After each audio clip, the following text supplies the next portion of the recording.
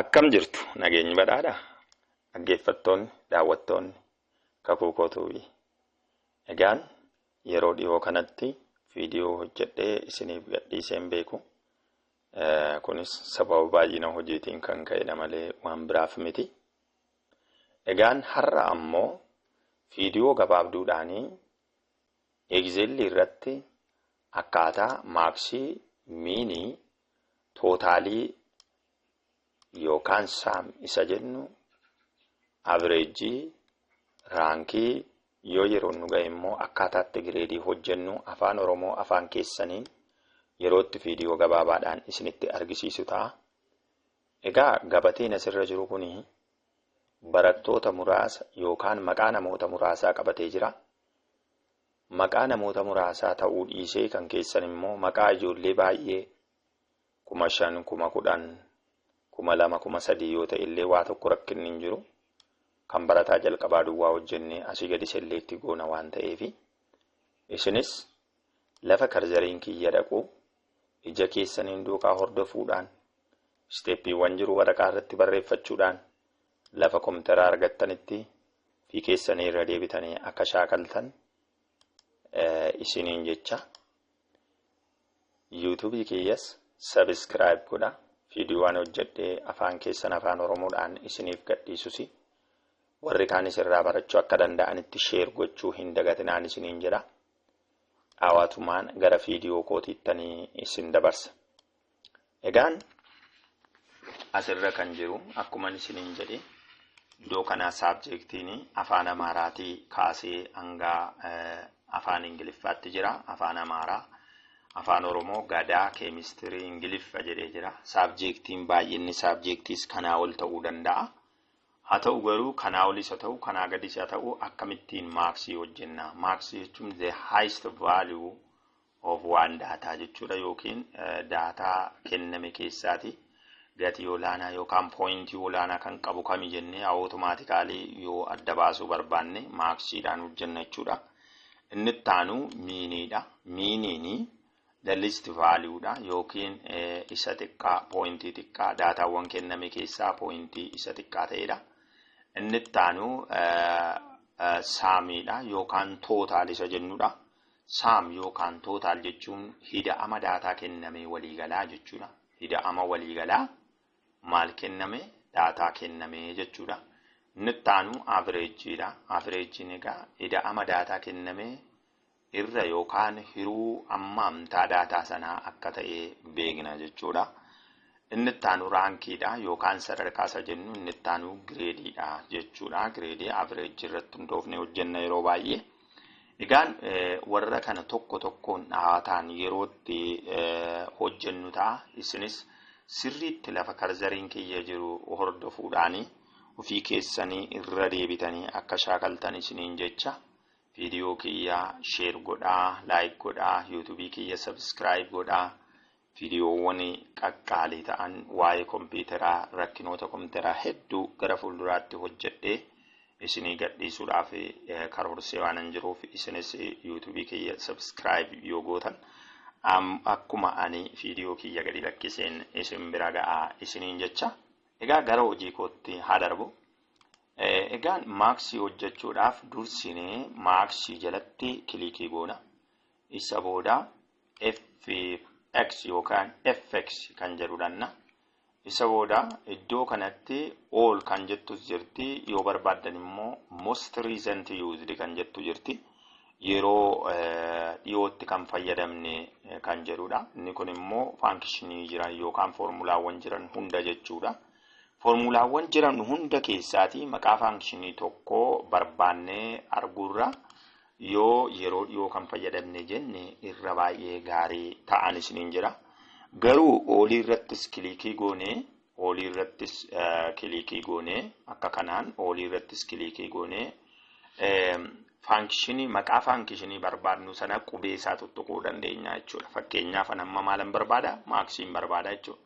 Akka kanaan emmi keyboardii irraa tuttuquun maaksii kan jedhu kunoo irratti kilikii godhadheera. Isa booda okay hin jedha jechuudha.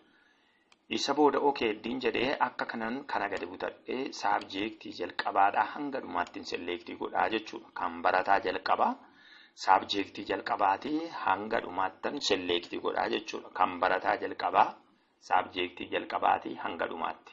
Isa booda kiiboordii irraa inter yookiin immoo asii maawusiidhaan okeen jedhaa jechuudha. Argitanii kan barataa jalqabaa haaluma jiruun hojjetameera jechuudha. Highest value 99dha akkuma isinitti mul'ataa jiru. Isa booda lafa urjii taatee jirtu kanarratti dhufnee masqaliin gurraachi kun gaafa dhufu left clickidhaan sirriitti gadi qabnee warra hafaniif asii gadi select goona jechuudha. Argitanii akka kanatti hojjetamaa jechuudha. Inni itti aanu miiniidha. Egaa steepii waan wal fakkaatuuf daddafeen deema. Miinii jalatti kilikii goona. Isa booda fx dannaa.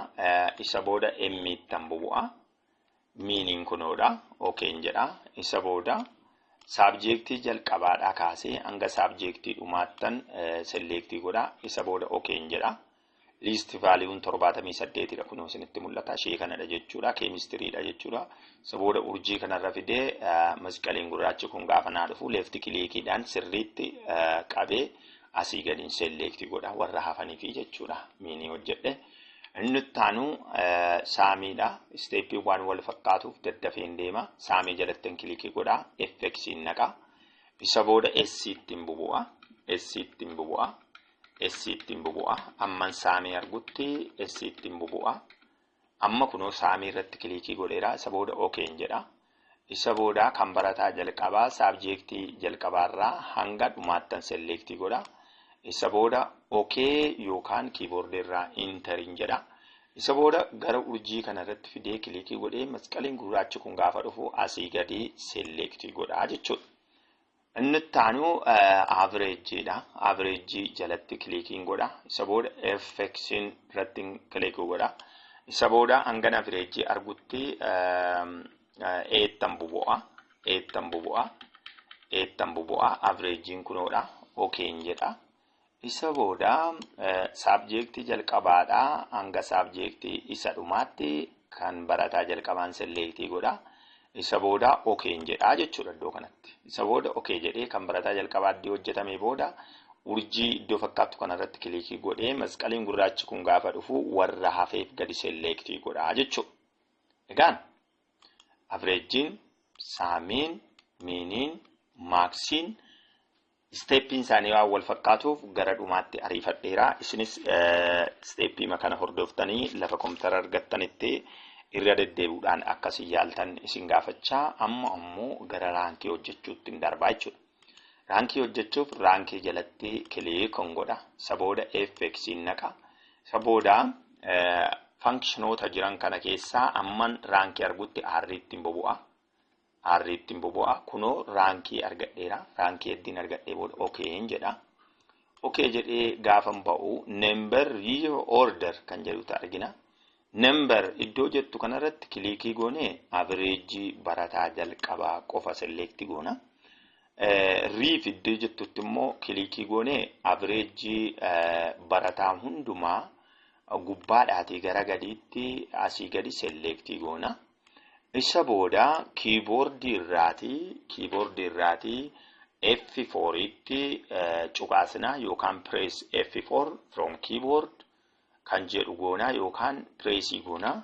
Kiiboordii irraa F4'ttan bu'e jechuudha.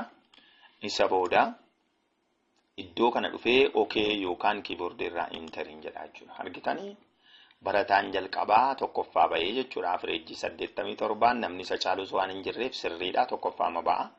As iddoo urjittii kanarra dhuftee akkuma duraan jechaa turre masqalii gurraacha kanaan asii gadi akka kanatti selektii goonaa jechuudha. Barataan jalqabaa tokkoffaan, inni lammaffaa, lammaffaan, inni sadaffaan, ja'affaa, inni arfaffaan, sadaffaa, inni kun shanaffaa, inni itti aanu arfaffaadha jechuudha.